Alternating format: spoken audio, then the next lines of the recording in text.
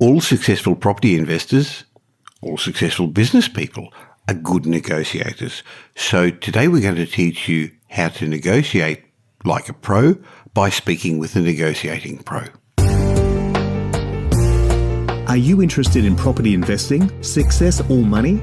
Well, you're in the right place. This is the Michael Yardney podcast, where each week you'll learn a number of new ideas regarding success, property investment and money in 20 minutes or less. Our show is brought to you by Metropole, who specialise in helping you grow, protect and pass on your wealth through strategic property advice. Now here's your host, Michael Yardney, who has once again been voted Australia's leading property investment advisor. That's the fourth time he's won a similar award in the last 6 years.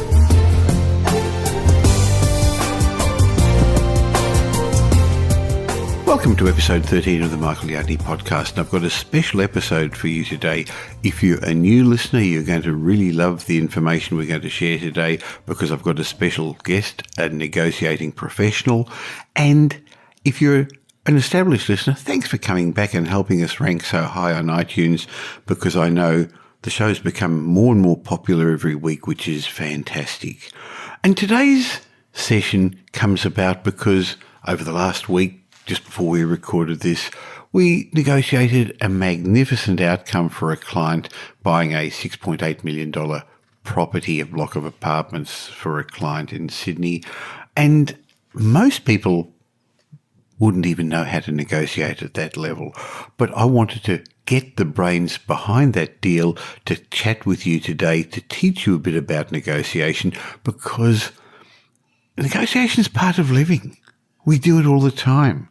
I mean, when you walk down a crowded street, you negotiate the path you take. As a couple in your relationship, you negotiate before the marriage, during the marriage, I guess even after the marriage, don't you? Although you may not realise it's happening in your life, you're negotiating all the time. Who's going to take out the garbage tonight? Who's going to do the dishes? But as an investor, clearly negotiation is one of the skills you've got to develop. And over the years, I've realised that in life, some people simply get what the other party's willing to give, while others seem to get their way in negotiations. And the big difference is a group of people know how to negotiate. So that's what we're going to discuss today. I'm going to teach you how to learn to negotiate like a pro by getting some lessons from a negotiating pro. And my guest today is George Raptis, who's been my business partner in Metropole in Sydney for the last 9 years. And for the last 9 years, George has been helping our clients at Metropole with strategic property advice, but he's specialised in buying apartment blocks. So George and the team at Metropole over the last 5-6 years, we bought over 30 complete blocks of apartments for clients to keep as long-term investors.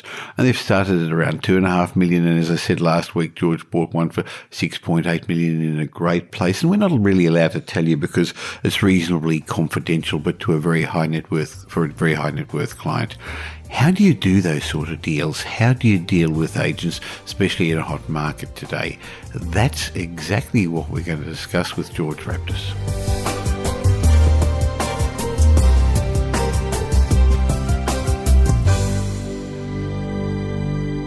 So I've got as my special guest today, George Raptis, Director of Metropole Properties in Sydney. So welcome, George. Hi, Michael. Thanks for having me. So, George, where do people learn to negotiate successfully? It's a really good question, Michael, and there seems to be no real school of negotiating. I found that those who are successful at negotiation become so by doing many deals. In other words, they learn from their experiences. But some just have a natural talent for it. And what needs to be understood, especially when it comes to property, that we're dealing with professionals who are trained in the art of negotiation. So over the years, I've discovered a number of rules regarding negotiation, and if you understand these rules, this will help you become a power negotiator. Sure, George. Look, in fact, you're right. When you're dealing with a selling agent, they spend weeks, months negotiating, and the person I want to sell my property is going to be a prime negotiator where they have training on a regular basis, don't they? Exactly right, Michael, and the everyday layperson doesn't. So let's discuss how we deal with agents as we go along, but maybe you can lay out some of those rules that you said that you've discovered over the years. Well, I think the first one is that everything's negotiable. So this doesn't mean that you're always going to get what you want or win every negotiation, but you must remember that everything is potentially up for negotiation. So it's not just price that we can negotiate. We can negotiate the length of a settlement. We can negotiate the size of a deposit. We can, in some cases, negotiate early access. So everything's up for negotiation. Sure, and as you say, you don't always get it, but you should at least ask for it. And it is interesting because while most people think the final deal comes to the person, the property deal comes to the person who's paid the highest price, that's not always the case, is it, George?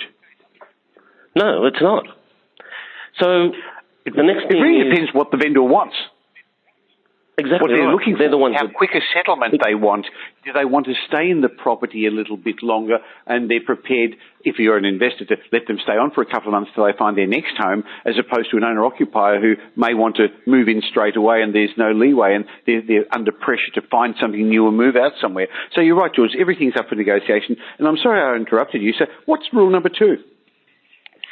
Rule number 2 is know what you want before negotiating.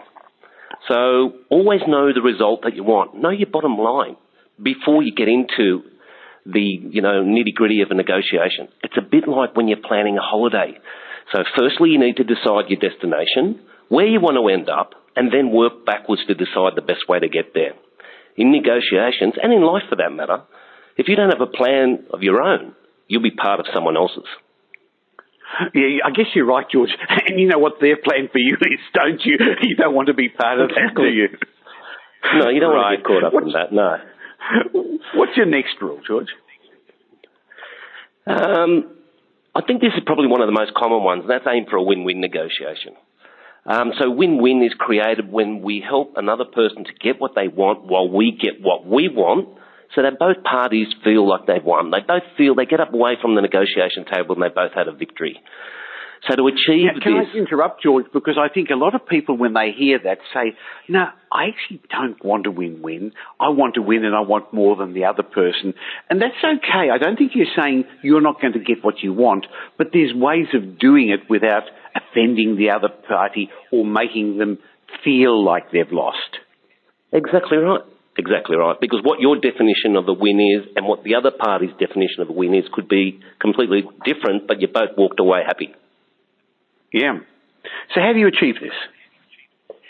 Well, I think a very important point is try not to offend the other party. Remember you're dealing with people that might have been living in their home for many, many years. They're looking forward to passing the home on to another family to carry it on and what have you. And in some cases, try not to offend the real estate agent. And as I say, it's a funny thing, but real estate agents do have feelings. Because what the agent is doing... Really? Yes, I know. A lot of people find it hard to believe, but they do. And the other thing is the agent is controlling the flow of the information. That's what they're doing. The secret is to try and establish... I think you're right, George, there. Most people don't realise how important a role is, because you can't deal... of agent's role is, you can't deal directly with the vendor, the seller. So therefore, any communication you want to make to them, any offer that you put to them, conditions you've got, are conveyed through the agent. And his interpretation of it will very much depend upon how he feels about you and your dealings with him. Exactly. You want to be working together. You don't want to be working against each other. Another important point is try to establish what's on the owner's agenda and what order. In other words, what's important for them. Try to build a rapport with the other party during the initial stages of the negotiations. And this will help satisfy their needs by understanding what they really want. You see, when negotiating, try to look beyond the requests and demands of the other party and attempt to understand their real intentions and motives. Seek to meet this dominant, often hidden need, and you're well on the way to winning the negotiation. And don't ever assume that the items on your agenda are the same as those on the other person's agenda. There may be one or two similar items on your list, but the order may be different. So you can sometimes do this before negotiations formally begin by either observation or by asking questions and then listening carefully. When I go through a property, I try and work out what their motivation is. So I open up the cupboards and I'm not wanting to sticky beak, but you're actually wondering, are people living in there? How many people are living in there? Has it just been styled, or is it maybe a separation and you'll often see just female clothes or male clothes there? I always ask the agent as well, what's their motivation? Now, they don't always tell you the truth, but you've at least got to ask. So I'm agreeing with what you're saying. You've really got to try and get inside their mind, and since you can't speak to them personally, observe. Interesting, one property I went through a couple of weeks ago, there was a photo, but rather than the family photo, it actually, and I actually happened to know who it was because he was my neighbour years ago, but interestingly, George, the photo had just him and the kids, not the wife, on the mantelpiece, which made me think, there's been a divorce in the last little while since I've last caught up with him. So observe and learn and listen and ask questions. You're right. Exactly. And I mean, there was one case recently where I had a look at a property, and typically it was something that was in the 70s. There was an elderly person that had been living there for many, many years. It was their home, and unfortunately time had come for them to move on. They couldn't look after themselves anymore, so they moved into a nursing home. So their motivation was that they needed to sell the property as quickly as possible so they could fund their next phase in their life. So obviously, picking up on something like that and putting it into your arsenal helps you, during the throngs of negotiation, understand exactly what's important to that particular person selling that property. So while you're aiming for a win-win, what you're trying to do is help them achieve what they want, but only, of course, if it helps you achieve what you want. What's the next rule that you've got, George?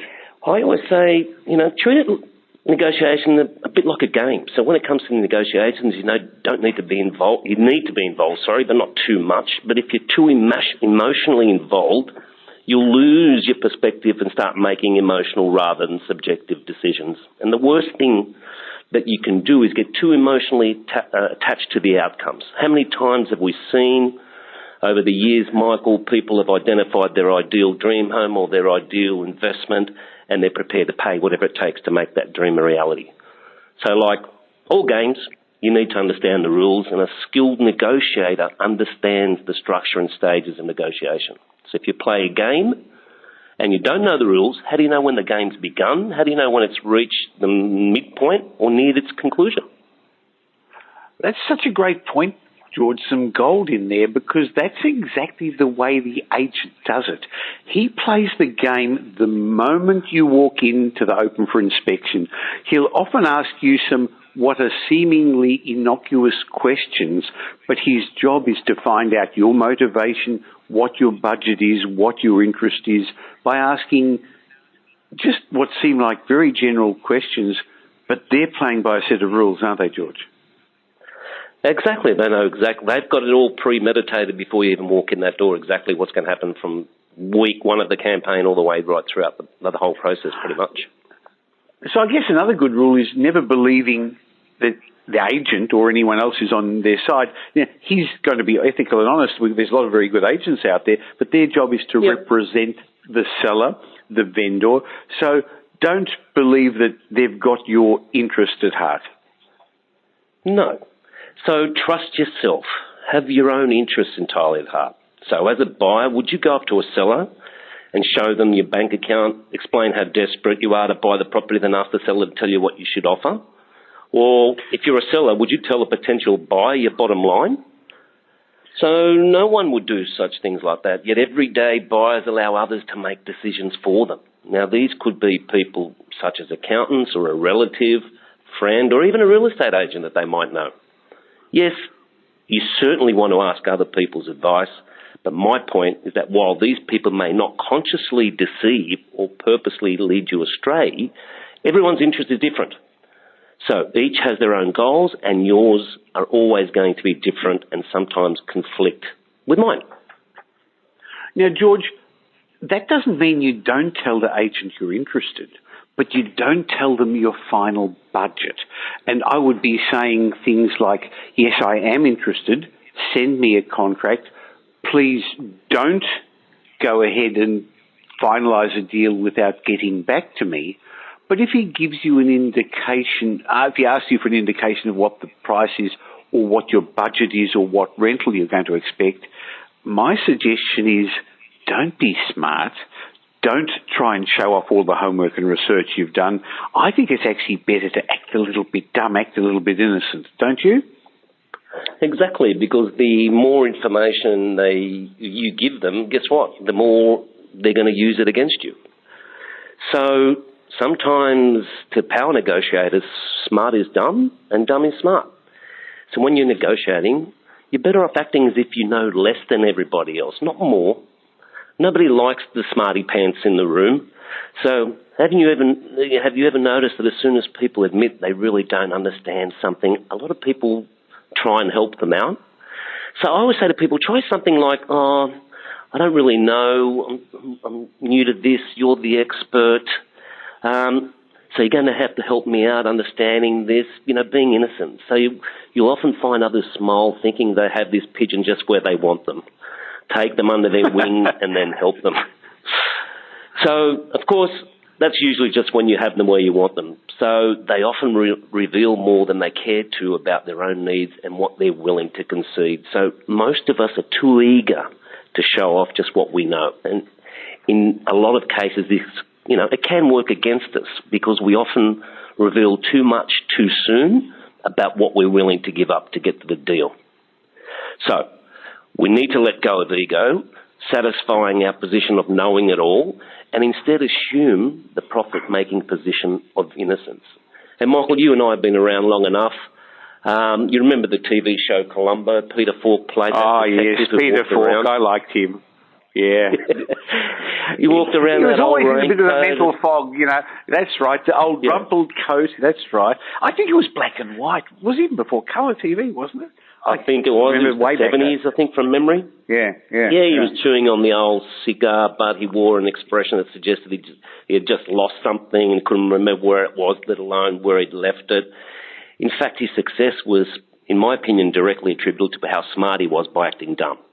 So his demeanour was so disarming that the people that he was looking to convict came close to wanting him to solve his case because he appeared to be so helpless. The reason for acting innocent is that it diffuses the competitive spirit of the other side. It takes a little bit of that edge off. So how can you fight with someone who's asking you to help them negotiate with you? How can you carry on any type of competitive banter with a person who says, I don't know, what do you think?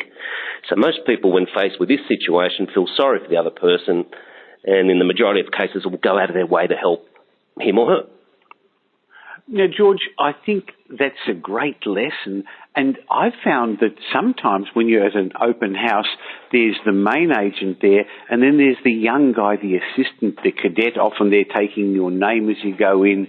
And they're the more innocent person too. And I'll often ask them questions rather than the main selling agent who's the more professional negotiator, because often the young cadet will let things slip because they're not an experienced investor. I do exactly the same thing when I'm looking at the ad. I see the main agent, then I see the agent assisting, and then I'll always ring the assistant agent saying that I couldn't get a hold of the main agent. Can you please help me because I need some information with regards to this property?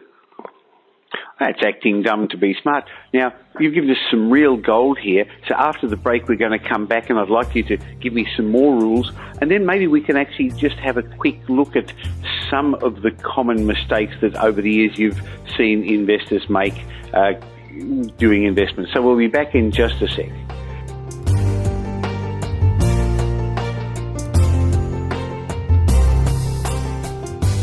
If you're looking to get started in property or to grow your existing portfolio, turn to someone you can trust for independent advice. The team at Metropole Property Strategists have been involved in over $2 billion worth of property transactions, creating wealth for their clients, and they can do the same for you. They don't sell property, so their advice is independent and unbiased. Metropole can devise a strategy, their buyer's agents will buy your property for you, or you could use their renovations team, property development or portfolio management services. Arrange a time for an obligation-free chat at metropole.com.au.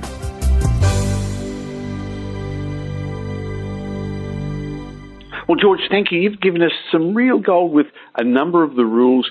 I'm learning how to negotiate from a professional negotiator, George. How many years were you in real estate before you went from the dark side to the light side? How many years were you selling real estate? 22 years. Yeah. So I guess you've been through all those. And now for close to 10 years helping investors and home buyers as the Director of Metropole in Sydney. So we've gone through a number of rules, but I think there's one more very important one, and that's the need to ask questions, not being afraid. Yep. We've sort of covered that a little bit with the concept of you don't have to be the smartest person, but what have you got to say about that? I think question-based dialogue is paramount. Power negotiators are never afraid to ask other parties questions for advice. So, typical questions could be, why is the property for sale? How long has it been up for sale? Has there been anything else that's sold in the area that's comparable to this? How have you come up with the price range, the indicative price range that you're suggesting this property will sell for? All these little sort of nuances with regards to questions put you in a position that helps you, get to the decision-making part of the process. And also, I think often you know the answers to those. In fact, you should know the answer to those, George, but that doesn't mean you shouldn't ask the questions, because it's also a level of building trust and rapport with the agent, who, as we've said a couple of times, is actually such an important part of the process. But what happens if they don't come back with an answer that you want? What would you say? I'd be saying, well, why? Why did you say that? Even if you do know the answers, I'd still be questioning it as well. So sometimes you're not taking everything what the agent is telling you as being verbatim, but like you said, you're building that element of trust. You're keeping the dialogue, flowing. You're expressing a level of interest in the property, so you're not going to be left out of the loop, because the last thing you want to do is not express what you are asking or showing interest in the property, and the next thing you know, you go to have a look at the ad on realestate.com or domain.com, and then you see a sold banner on it because they've left you completely out of the loop because you haven't been communicating with them.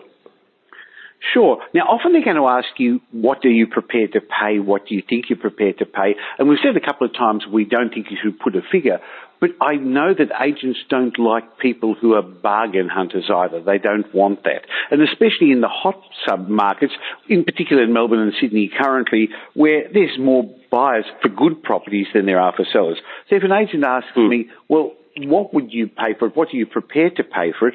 I'd be giving them an answer, something along the lines of, well, I'm doing my homework, I'm doing my research, I'm prepared to pay a fair market price, but please send me a contract, send me the details, and don't do anything with any other buyer till you get back to me.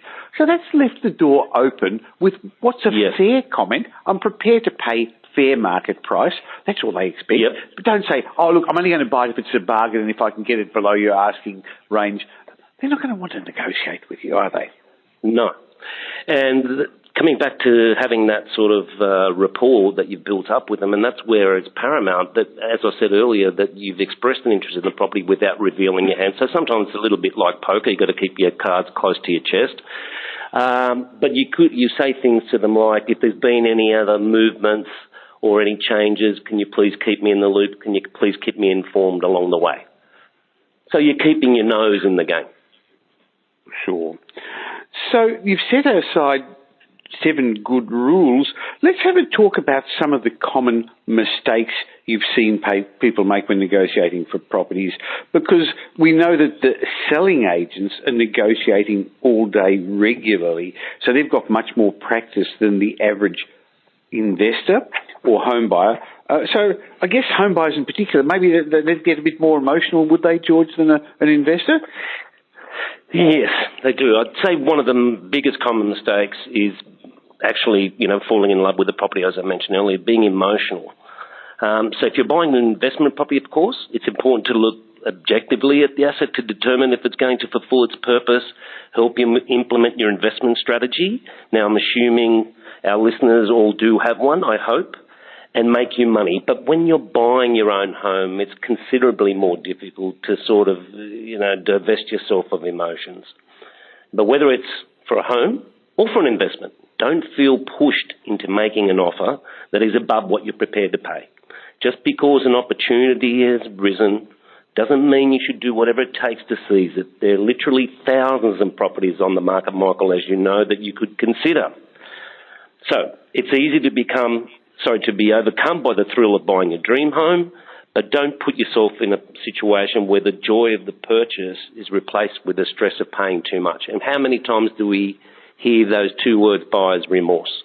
They went into it head first, they didn't do their homework, whatever the case may be, and they paid an emotionally inflated price, and afterwards they say, gee, I shouldn't have paid that amount of money. George, I agree with everything that you've said, but I would like to add something, and don't expect to nab a bargain in the hot markets for what's currently strong markets in Melbourne, Sydney and parts of Brisbane for A-grade homes or investment-grade properties. In fact, if I went to an auction and no one else was bidding, if I didn't find other people were interested in the areas that we have designated investment-grade areas, you'd actually wonder if something's wrong. So, yes, don't overpay, but the best negotiating tactic in my mind is actually when you come home with a property. So there's no use saying, I got these fantastic techniques and I negotiated and you didn't come to the party and you go home empty-handed. The best deal is when you get it, but don't overpay. Correct. So how do you decide what price you get to? Where do you stop? What's the other big mistakes? Well, I think not doing enough research is very important. So it's really surprising and scary for that matter that so many people don't do enough research when buying an investment property or their home. And, you know, we're not talking about buying lollipops here. So don't simply believe the selling agent or the property marketer. If you haven't done your own due diligence or you haven't seriously investigated all aspects of a property, you shouldn't be making an offer. You have to intimately understand the local market, make yourself the area expert, go to the open for inspections, look at what's sold recently, compare that to the property that you're looking at. So comparable sales is a paramount tool with regards to ascertaining what level you should be at there or thereabouts to make an informed decision and an educated offer on the property. So research is paramount. Okay, so don't get emotional. Understand how much you should pay because you've done some research. And I guess the other thing is have a number of options. If you don't have enough eggs in your basket, if that's what the only property you're intent to get, George, it takes away your negotiating power, doesn't it? It sure does, because if the agent knows that you're solely focused on the property that they're selling, you can bet your bottom dollar that they'll leverage that during the negotiation because they're like I call it the white pointers. Once they get that sniff of blood in their nostrils, they'll go in for the kill. Don't worry about that. So you need to mitigate this. Find another property that suits your criteria in a similar price bracket, preferably maybe something a little bit cheaper. And let the agent know you're also interested in this alternative so they don't have you hook, line and sinker. You're giving them, you're letting them know that you've got options. So having another property in your back pocket helps you retain more power when dealing with selling agents and, more importantly, takes some of the pressure off you. Now, you've got to be careful with that. I fully agree with the concept, but if you're going to show them an alternative and they're a selling agent in the area, they're going to know that 24 Smith Street is inferior to the property that they're offering. Yes. So you've got to, even if you don't have another one, never admit that. And if you are saying, and I think it is a good negotiating tactic, well, I'm considering this property, but I'm also considering another one, and they'll say, oh, well, which one? Just make sure it's comparable. Otherwise, they'll have you because they know exactly what's going on. Yeah, you don't want to be talking about something that's chalk and cheese. You talk about something that's, like you said, comparable. Okay, another common mistake, George. I'd say not submitting an offer in writing. Fact is, it's only a written offer that will be classified as a legally binding one. So many buyers are surprised when they're, gazumped in negotiations after they verbally made an offer, weren't prepared to put it down on paper. So if you're making an offer to an agent, submit it in writing on a contract of sale, have a contract reviewed by your solicitor conveyancer.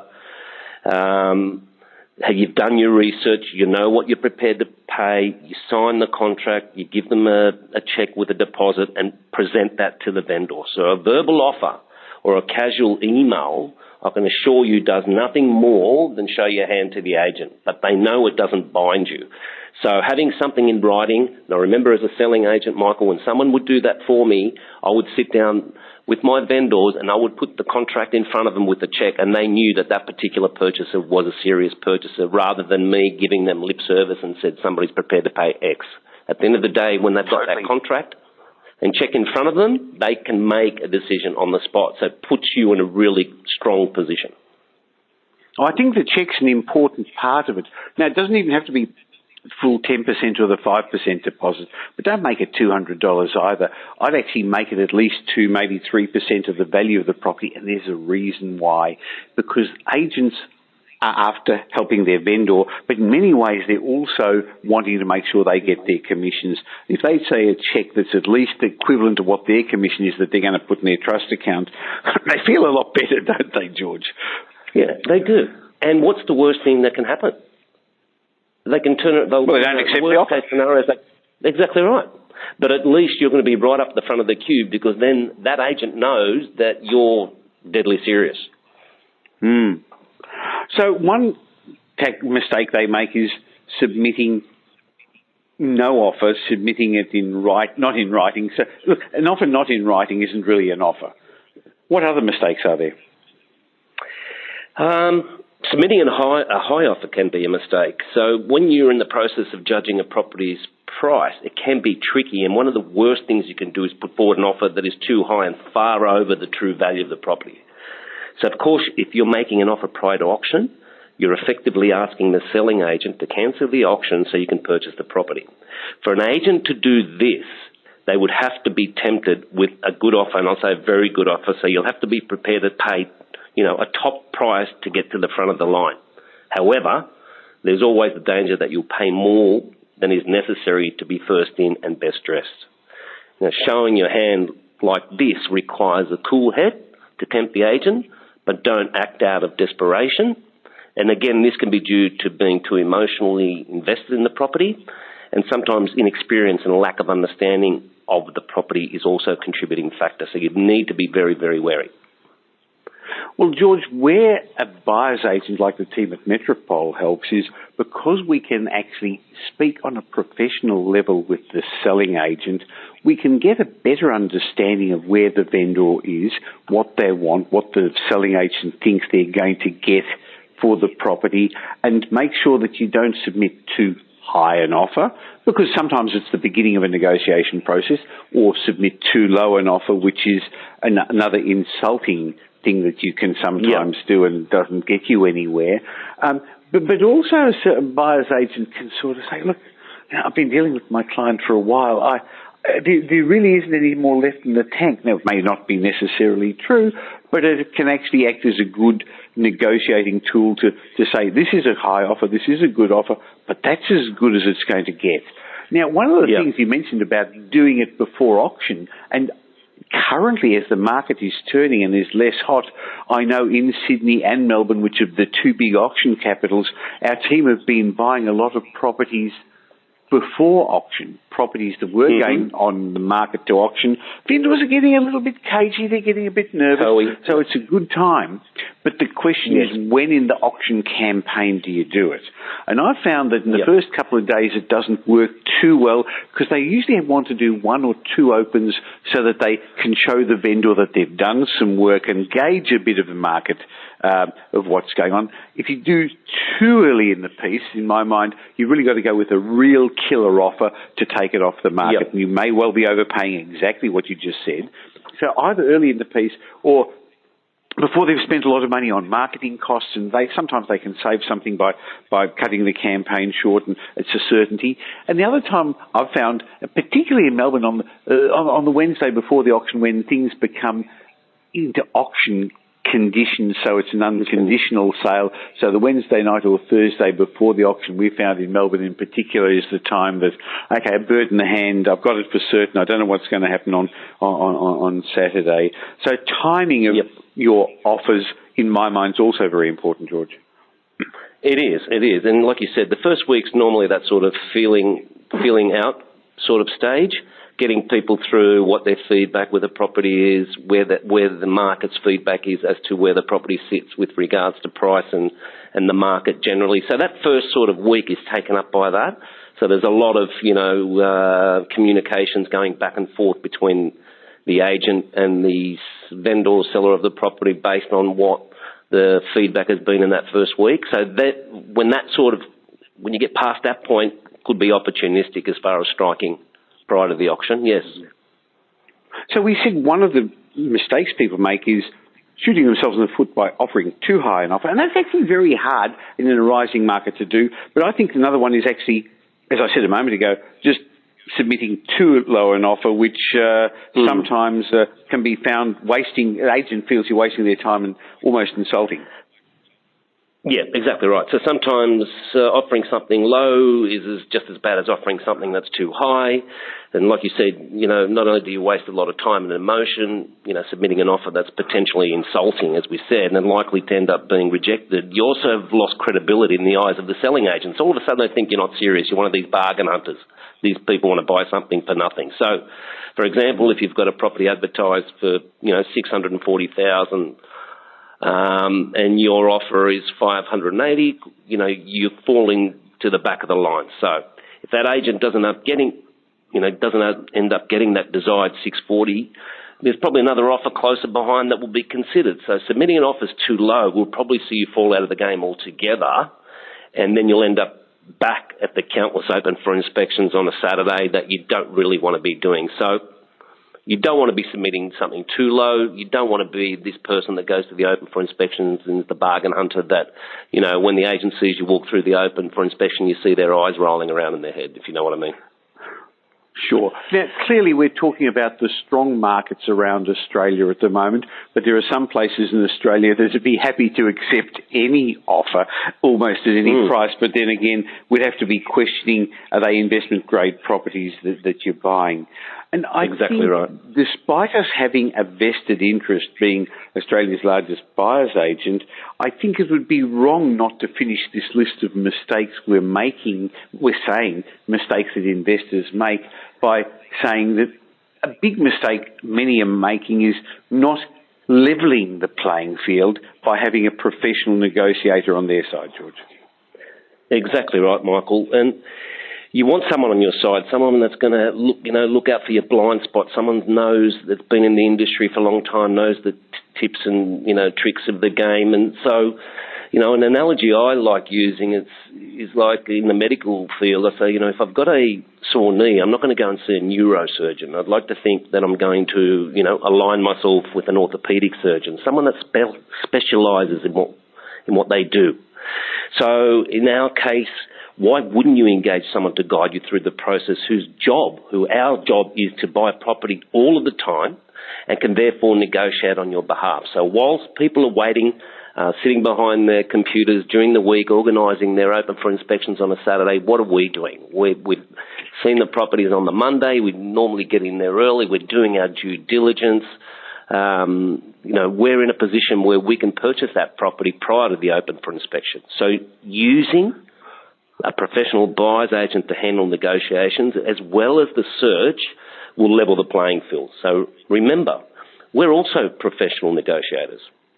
Plus, we're likely to have access to some of the silent sales, the off-market properties that you hear about, and things that you wouldn't find on your own because we've developed years and years of relationships with these people that are selling these properties out there. They know when we go through an open for inspection and we're genuinely interested in a property, we're not going to muck them around. They're not going to put us on the back of the queue. We're going to be right at the front of the queue. I think that's a good point. Now, sometimes they're true off-market properties.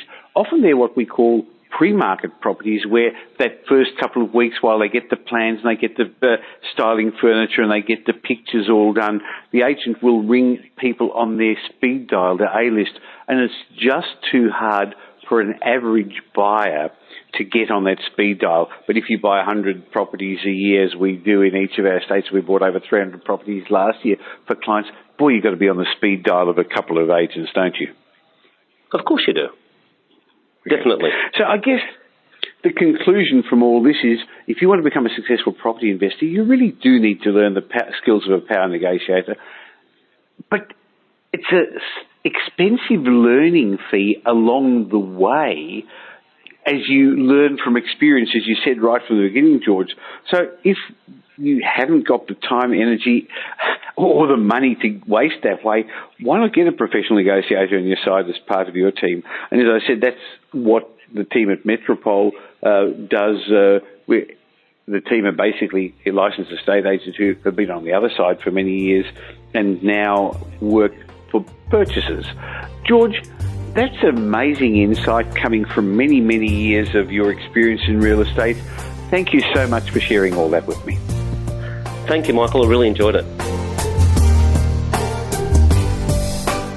Well, that's the end of another show, and thanks for sticking with us for a longer show today, but there was so much gold in my discussion with George, I didn't want to cut it short. I look forward to bringing you another Michael Yardney podcast next week, where we get back to the normal format, including my mindset moment. Thanks for joining me once more. Thanks for listening to this week's episode of the Michael Yardney podcast, which was brought to you by Metropole, who help their clients grow, protect and pass on their wealth through strategic property advice. If you got value from listening to this podcast, please leave us a review and we'll read it out on a future show. Just go to michaelyardneypodcast.com/review and it will take you over to iTunes, where you can enter a review and let us know what you think. We'd really appreciate it. If you don't already subscribe on iTunes or on your Android phone, you'll find us there as Michael Yardney Podcast.